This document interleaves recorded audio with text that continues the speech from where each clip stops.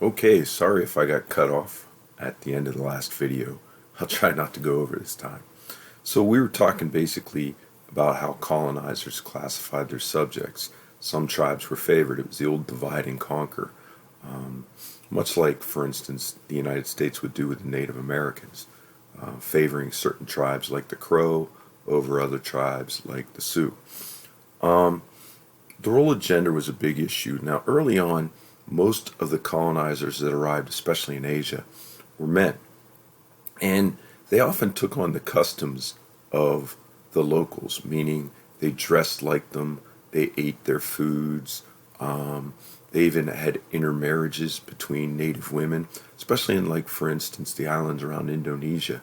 The women were often the ones that did trading, so men would take up with a female um, because she could introduce him into trade markets, and really that's why they were there, was to make money and trade. But with the advancement in medicines, you started to see more and more European women arrive in places such as India, and this totally changed things. So if we were doing a change over time essay, you'd talk about, well, the arrival of European women due to greater medicines and the establishment of British rule changed society. No longer did you see mixing. Um, in fact, women and their children, European women and their children, were put in compounds that were kind of separate from the population. No longer did you see Englishmen dressing like Indians, though they still ate their food. In fact, one of the greatest curry festivals takes place every year in Great Britain. But they they definitely started segregating, and this kind of coincided with um, the utilitarian philosophy of Jeremy Bentham. I'm not sure if I have that on there, but it's probably in your text. Bentham basically said that the role of government is to promote the general welfare of its citizens. And conversely, if Britain's people are healthier, wealthier, better off than, say, Indians, then instead of British trying to adapt to Indian values, Indians should then adapt to British values. And that's what you began to see. And that's one of the reasons why you start seeing more Western educated um, Indians or other Asians.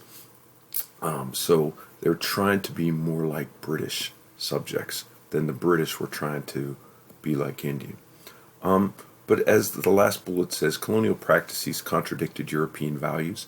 As Britain and France were growing more and more democratic in their institutions, their colonies became more and more like dictatorships. This is a slide on the left is showing like a late 1800 version of social Darwinism, trying to show the superiority of the European. And similarly, you see kind of this same aspect in American imperialism, the idea, and there's Uncle Sam with a cross on his arm, these less people of the Pacific Islands or throughout the world, they need us. We have to carry them on our back, the white man's burden. Um, Economics of coercion. So how did they get the products extracted from what they wanted? Well, some of them were unsavory, meaning what they did was very brutal. Probably the worst example is what Belgium did in the Congo Free State. Belgium was given to Congo, and the King Leopold ruled it like it was his own territory. And what he did is he kind of gave businesses incentives to extract rubber. And so they would go in to Congo and force the people to give up so much rubber. And if they didn't, well, then they would brutalize the people, as you see in the slide behind my head. Um, so a lot of times it was very, very brutal. The worst example being the Congo Free State. Um, in what today is Indonesia, the Netherlands and East Indies basically used a cultivation system where they required the people to put 20% of their farmland into growing cash crops. But that's not terrible. But what was bad was they didn't allow market prices. They basically set the price for, say, pepper or indigo or whatever they were trying to grow, And then later the Dutch would take these products and sell them for huge profits. So the farmers really weren't getting the profits. There was resistance to forced cultivation of cash crops. Probably the best example was the Maji Rebellion in German East Africa, where the people revolted because they didn't really like growing all the cotton that they were forced to grow. You can't eat cotton. I mentioned before that it was on religious lines where religious leaders told them that they'd be impervious to German bullets, which of course didn't work out. But it did show that not everybody was happy at growing cash crops. Again, on the left, these are slides from the Congolese Free State, what today is Congo, which used to be Zaire. The snake over on the right is King Leopold brutalizing the people. And Leopold was forced to give up control, although Congo would remain a Belgian colony. So what was good? Well, many people were happy to produce for world markets. I think I used the coca farmers. The idea that much of the world's chocolate today is grown in West Africa. And it's pretty easy to grow. And it really left people time, a lot of free time. It wasn't labor intensive like, say, cotton or even rubber or sugar. So it gave people supplemental income that they wouldn't have had before. Though it did have environmental impacts. So in the Mekong Delta, it's rice farms. If you ever read or any books on the Vietnam War or watch any movies, you know that this is rice farming area. And while this gave the people added income in rice exports, it did have an economic or an environmental impact, I should say, with the destruction of a lot of the mangrove swamps. The southern Gold Coast of Ghana saw a lot of, as I mentioned, farming being done, cash crop farming, that made people supplemental income on the world market. Coffee was a big one, but as I mentioned, chocolate was a big one. And mostly colonies specialized in one or two cash crops, which on one hand could be good because they could help dominate that market. But the bad part was they were very vulnerable to world markets, and once the price of those crops went down, they had financial hard times. So in the cities, which were growing rapidly, wage labor was common, so people could get paid for their labor, though you really didn't see them getting paid. You know, upper management jobs were blocked off to them, so you're not really seeing them rise to the middle class. But what you are seeing is they become the working class. And just like in Britain, the working class was better off than, say, the previous peasant farmers. African migrants moved in several directions, mainly to the cities for wage labor, though also into the country, into like the mines. South Africa is a good example with both their gold and diamond mines. Asia saw many indentured servants. Over 28 million Indians were promised jobs, good paying jobs in either Africa or even Latin America, places like Guyana. And over 19 million Chinese were moved.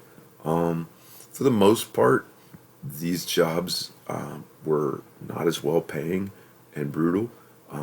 After their time of indentured servitude, many elected to stay, though most would return home.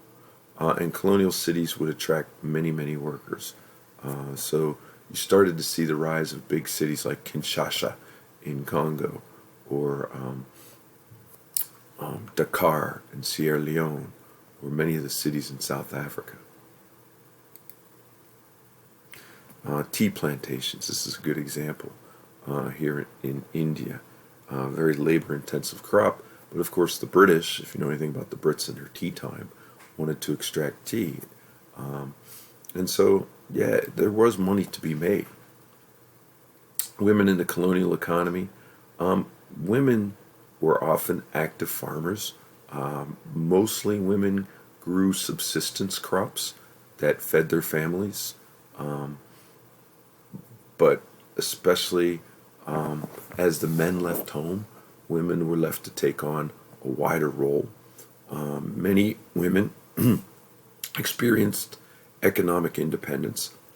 The Nube people in northern Nigeria, their women made a lot of money on trading and often lent money to men.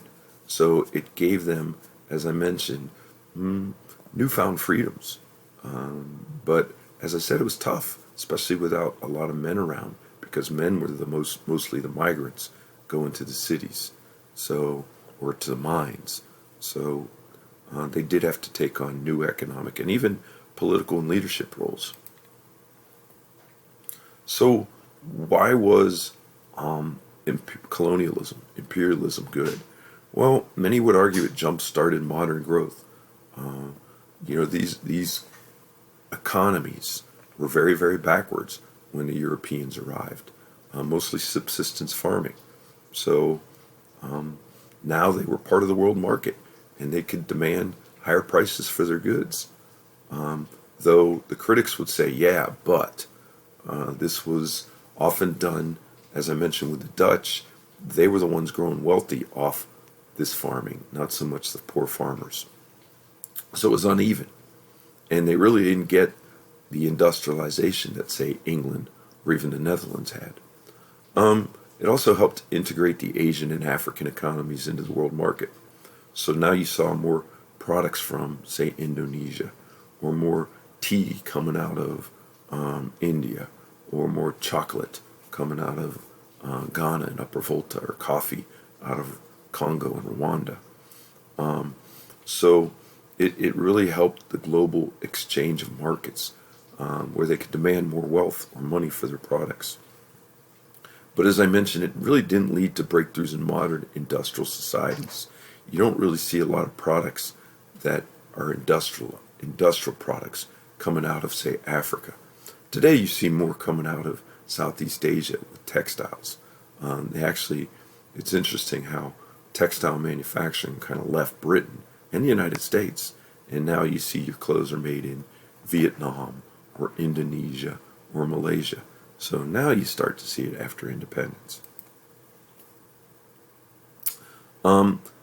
Western education brought a new identity,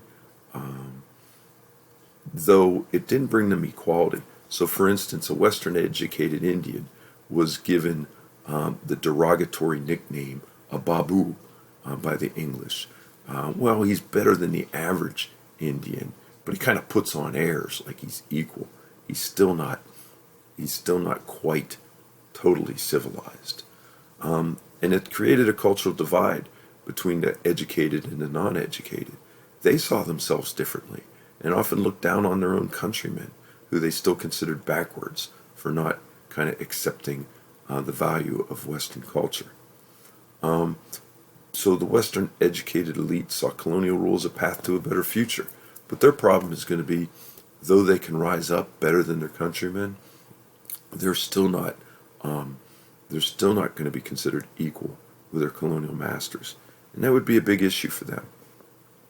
Here's a picture of Gandhi, who at a young age saw himself as a lawyer. And he was definitely Western educated. And on the left, you're seeing them playing polo, much like the British. So it reminds me a lot of our realization of our founding fathers, the Creoles class, who at first tried to be British, but then felt like, you know what, the British are not going to accept us as British. They're always going to look at us as second-class citizens. And so at the end of the 18th century, we decided, you know what, let's go it alone.